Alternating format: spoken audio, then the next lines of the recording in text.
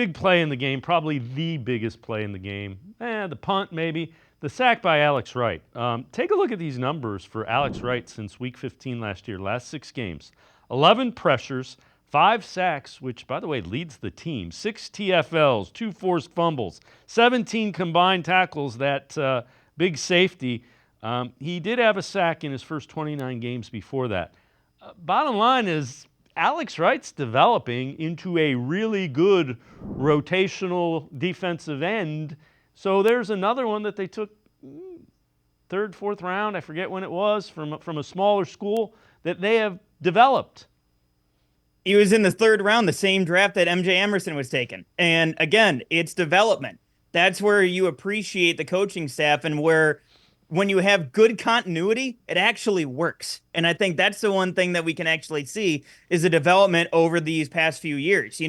Again, I remember seeing people talk about the, Siaki Ika cut being a third round miss, and one of the many third round misses of, Andrew Berry. And my counter argument to that is the fact that you look at an Alex Wright who, look, do I need you to be, Myles Garrett out there? No, I need you to be complimentary to Myles Garrett.